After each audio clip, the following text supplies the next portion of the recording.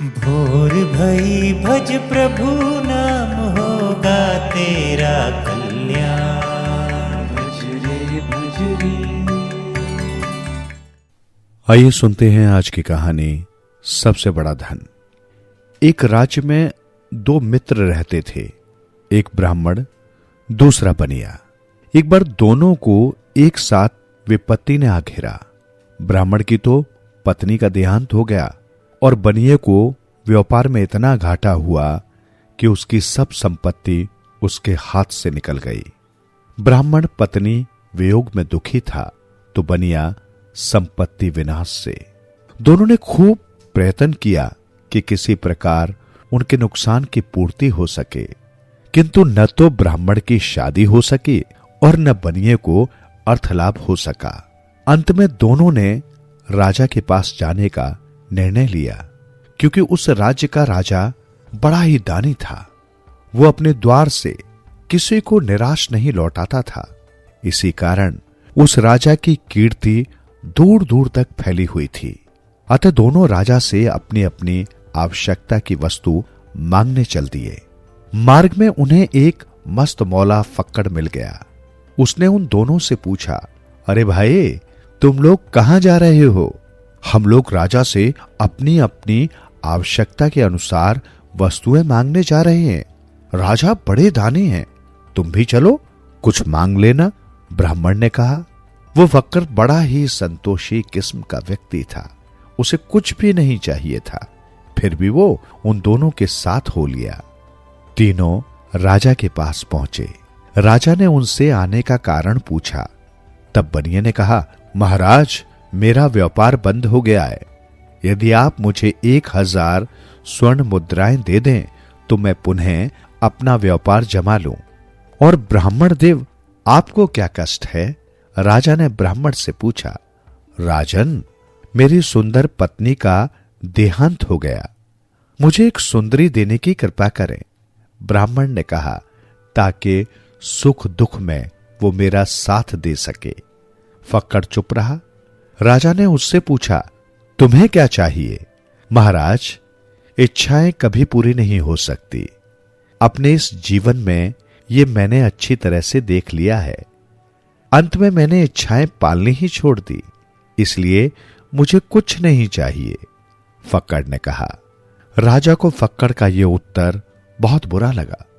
उसे लगा मानो उस फक्कड़ ने कुछ न मांगकर जैसे उनका अपमान किया हो, किंतु उसने कुछ भी न कहा और बनिए को व्यापार के लिए 1000 स्वर्ण मुद्राएं और ब्राह्मण को एक सुंदरी देकर विदा कर दिया। तीनों के जाने के कुछ देर बाद राजा ने एक सैनिक को बुलाया और कहा, देखो, अभी अभी यहां से 3 आदमी गए हैं।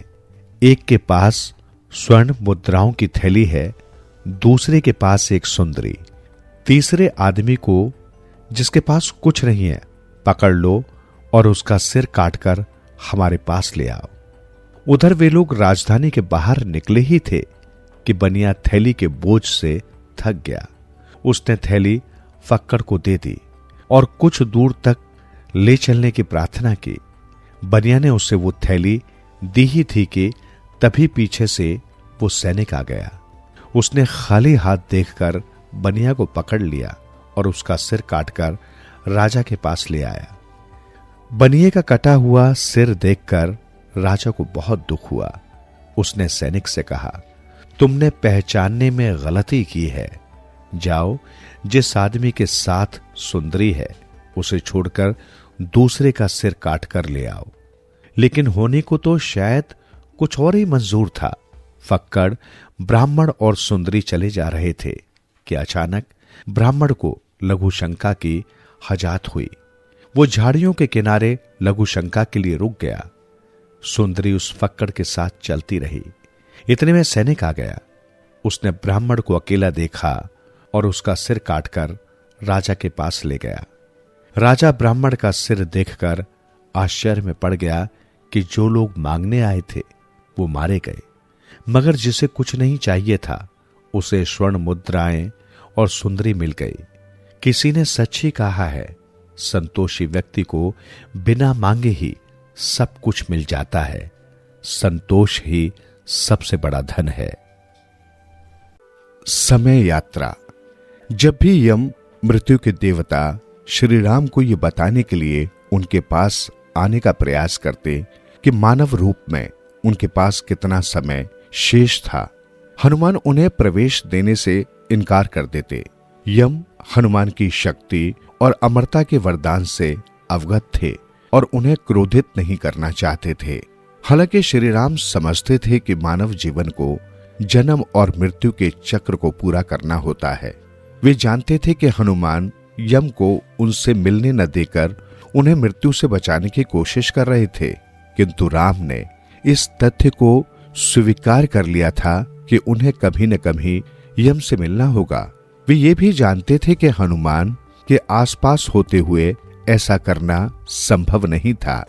एक दिन राम और हनुमान बाहर टहलने गए। राम ने अपनी अंगूठी निकाली और उसके साथ खेलना शुरू कर दिया।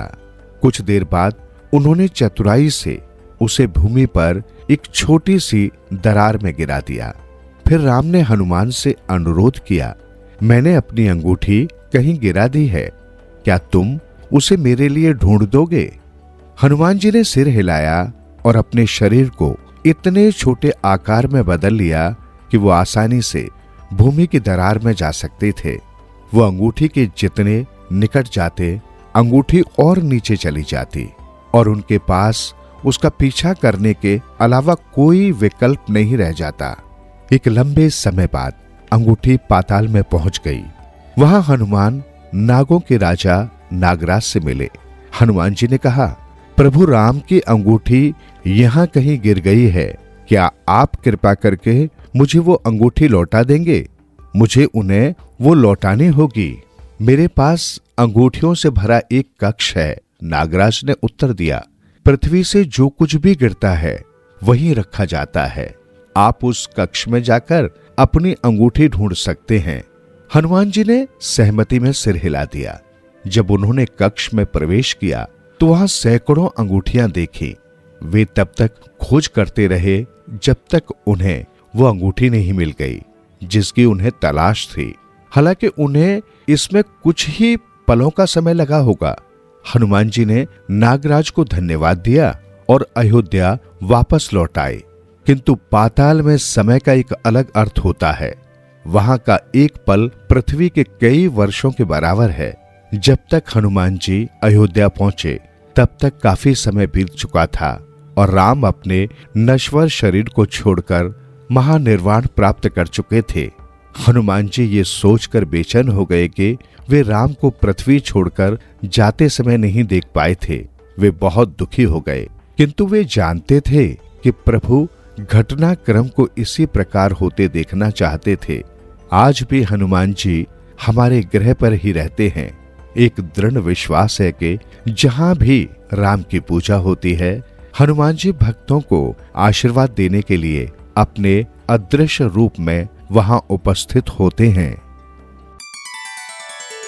जीवन सुधरेगा, प्राणी होगा तेरा उद्धार, मन के द्वार खुलेंगे, होगा जन जन का कल्याण। भज रे